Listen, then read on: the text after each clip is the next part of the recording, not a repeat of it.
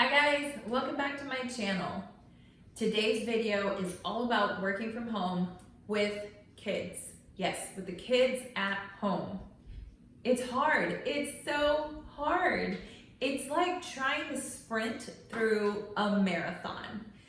Everyone's situation these days is a little bit different, and different age groups for the kids.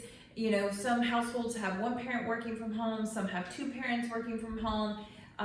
It's all so drastically different, but we're all in this together dealing with the crazy ambiguity of today's circumstances. So in today's video, I want to share with you some ideas to help you be more productive with your workday. Routine is key. You have a schedule to follow for your workday, and your child needs one too. Coordinate those schedules so that your child's schedule is in line with yours. Wake up early. Waking up early is key. You need to get yourself in the right minds, body, spirit to attack that workday. It's going to move fast. It's a very fast pace when you are working from home with your children. So make sure you take a few moments at the beginning of your day to do what works for you. If it's having your coffee ritual or stretching, doing some yoga, listening to a motivational podcast, whatever you need to get yourself in the right mindset, you want to get that head start to have a proactive approach in taking on that day. So wake up 2 to 3 hours before your child, get yourself dressed, get into your workspace, to your office, or whatever space you've dedicated to get your day started and knock out some work. Have a dedicated workspace. I know not everyone has an entire room in their home that is a dedicated office, and that's fine, but it is important to have a dedicated workspace. So if it's a corner in your master bedroom, if it's space on your dining room table, wherever it is that you decide that you need to have some space that is allocated specifically to be your workspace, and make it comfortable for you. Have an ergonomic setup if at all possible. You don't want to have a folding chair that you're sitting on all day to work.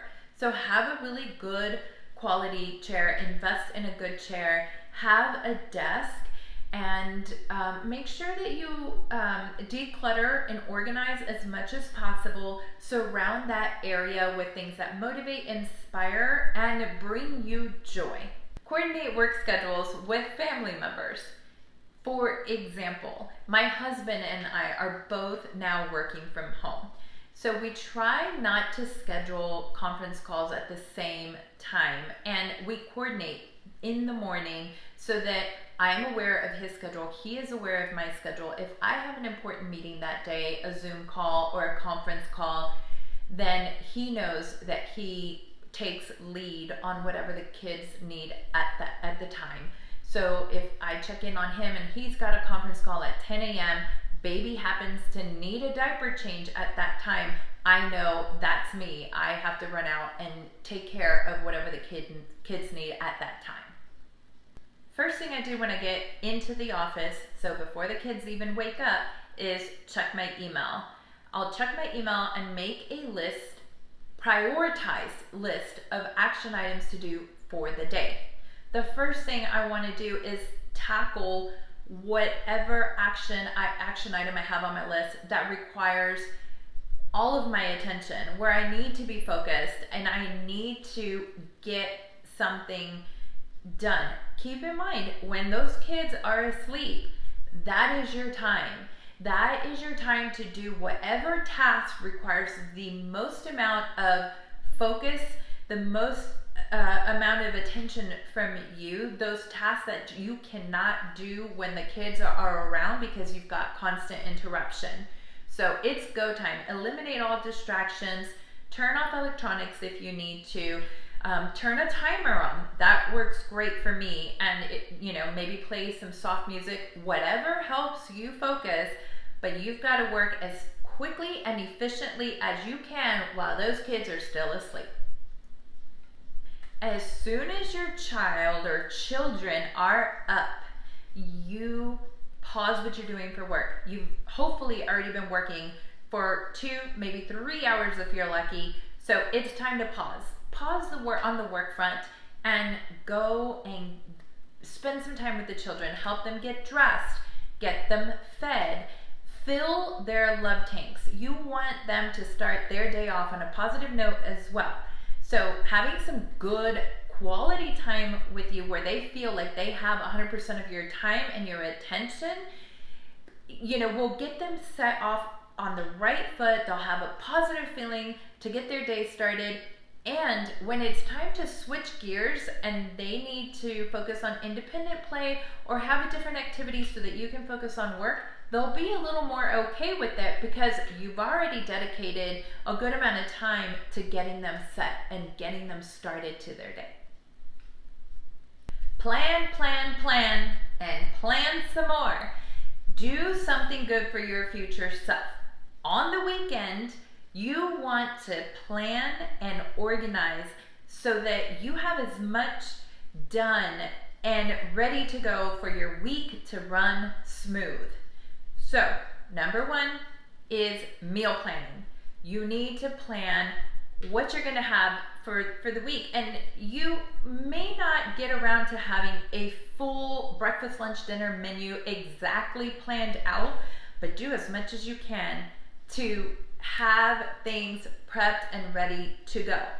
So if your child was going to daycare or still going to school, you would need to either pack a lunch or pack, some money for that child to purchase lunch. You wouldn't be interrupting your workday trying to figure out what ingredients you have on hand, what recipe you're going to cook for them. You don't have time. So do yourself a favor on the weekend, do some meal planning. In our house, we have some staple items that we have on hand all the time. You might have pre-cut fruits. Have some steamed veggies in containers in the fridge ready to go so that all you have to do is warm them up. Have some protein options. So when Monday comes around, you've got your protein veggie fruit, you warm it up, you're good to go. And you have an idea in your head of some simple, easy breakfast go-tos that you can put on a plate and have ready to go. So, comment down below if you want to see some ideas on meal planning, on recipes, or ideas on how to get those meals prepared and ready to go and what we're doing that works for our family. And I'm happy to make another video on the topic to, if it's something that you guys are interested in. Activity planning. So also plan the activities for your children. It will help so much throughout the day. If you have a schedule, for example, with my children, they know that they have outdoor time every day. Sometimes they get to pull the pool out and have, an hour outside in the pool. That does not happen every day. Sometimes it's a water table. Sometimes they're just playing with the water hose or, little splash pad. It's different, but I will plan it out so that I know what they're doing during their outdoor time, what they're doing during their arts and crafts time. Sometimes it's Play-Doh, sometimes it's kinetic sand, sometimes it's crayons, markers, other times they get to paint. But have that planned out and have those things set aside, first thing in the morning so that you're not scrambling trying to find activities for them to do. Have those things organized and ready to go. Now, the other thing is we've all had those moments. Let me tell you guys, I have been pooped on by the baby while I'm on a conference call. True story. So you will have sometimes emergencies come up, unplanned things where your kid's just not cooperating or throwing a tantrum or in a bad mood and you've got to get something done. Have what I call an emergency plan, an emergency activity, something that works for your child every time and that calms them down. So, and if that means screen time, I know that a lot of moms have guilt over screen time. Let it go. forget this, the guilt. It's survival mode. Okay, so it's fine. For my son, it's baby bum. I know it works every time. He's a toddler.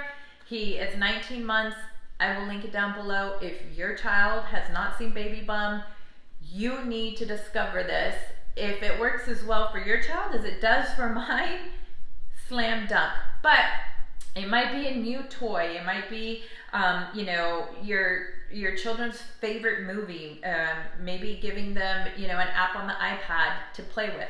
Whatever it is, be prepared for those moments where they're having a meltdown and you need to de-escalate the situation because you've got something that you've got to get done or you've got a timeline. Just be prepared. If you have a young child, try using a pack and play. Put 2 or 3 activities or toys in the pack and play with your child. And if you need to bring the pack and play close to your work area, even if you do have an office, pull it into your office, and keep an eye on the child while they play.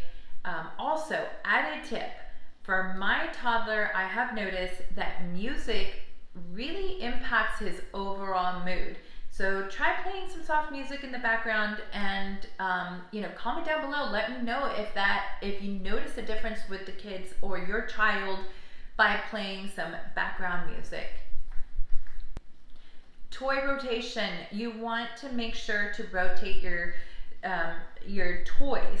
So I mentioned my toy rotation system in my Ultimate Mom Hacks for a Tidy Home. If you've not yet seen that video, check it out. Make sure you watch that. But I pretty much just put toy sets into clear bins. I don't make those available to my child at any time. I have those put away and I will bring out 1 or 2 at a time. Rotating those toys really holds their interest for longer periods of time. It's like a brand new toy, so you will get them playing with that toy for longer stretches, longer periods of time, and that means more work focus time for you to go and do what you need to do for work. So try the rotation. Also, you rotate their environment. So don't be afraid to move them from one room to the next. It's especially helpful. I have noticed with my toddler, if he's having a meltdown, a tantrum, or something is just wrong, I need to shift his attention, I can move him from one room to the next and focus his attention elsewhere, and it keeps us going through the day.